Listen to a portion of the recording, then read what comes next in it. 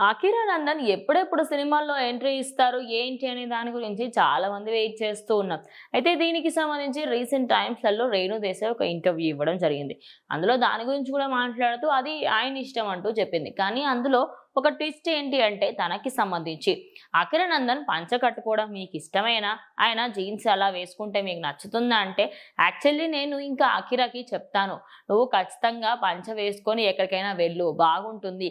ఖచ్చితంగా నువ్వు కాటన్ పంచలు కట్టుకోవడం నేర్చుకో అంటూ నేను ఆయనని ప్రోత్సహిస్తూ ఉంటాను.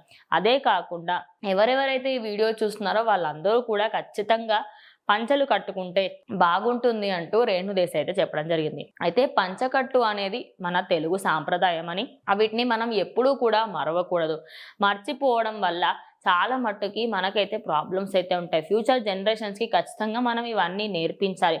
నేను అకిరాకి ఆయన అటు ఎలక్షన్ సమయంలో సీఎంగా డిప్యూటీ సీఎంగా పవన్ కళ్యాణ్ ఎప్పుడైతే ప్రమాణ స్వీకారం చేస్తున్నారో ఆ సమయంలో నేను పంచ కట్టుకొని వెళ్ళు ఖచ్చితంగా అని చెప్పానని, అందుకోసం అని చెప్పేసి పంచకట్టులో ఆయన వెళ్ళారంటూ కూడా చెప్పుకొచ్చింది.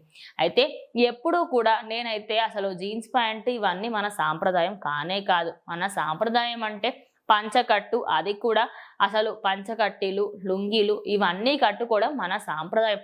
వాటిని ఎందుకు మర్చిపోతున్నారు? అసలు ఎవరు కూడా మరవకూడదు అంటూ రేణు దేశాయ్ అయితే తెలుగు సాంప్రదాయానికి సంబంధించి చెప్పడం జరిగింది. ఇక అకిరా కూడా దాన్ని తూచా తప్పకుండా పాటిస్తూ ఉంటారు.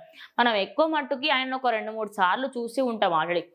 వీడియోస్‌లో కానీ, ఫోటోస్‌లో కానీ ఆయన పంచకట్టులో ఉన్న వీడియోస్ సోషల్ మీడియాలో కూడా చాలా వైరల్‌గా మారాయి. ఇక మన పవన్ కళ్యాణ్ గారైతే ఎప్పుడూ కూడా కాటన్‌కి సంబంధించిన దుస్తులే వేసుకుంటూ ఉంటారు. ఓవరాల్‌గా చూసుకుంటే రేణు దేశాయ్‌కి అయితే తెలుగు సాంప్రదాయాలన్నా, తెలుగు తనమన్నా తనకి చాలా ఇష్టమని తను ఎక్కువ మట్టుకి శారీస్‌లలోనే కనిపిస్తూ ఉంటుంది. తనకి తెలుగింటి పూజలన్నా, అదే విధంగా అమ్మవారి దగ్గర మనం పూజలు చేస్తూ ఉంటాం. అవన్నీ కూడా తనకి చాలా అంటే చాలా ఇష్టం.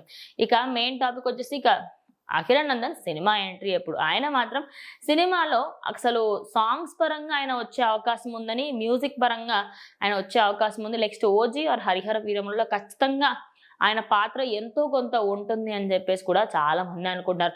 సో చూడాలి మరి దానికి సంబంధించి ఇంకా అఫీషియల్‌గా ఇంకా దానికి సంబంధించిన గ్లిమ్స్ ఏమైనా వదులుతారేమో తొందరలో అనేది వేచి చూద్దాం.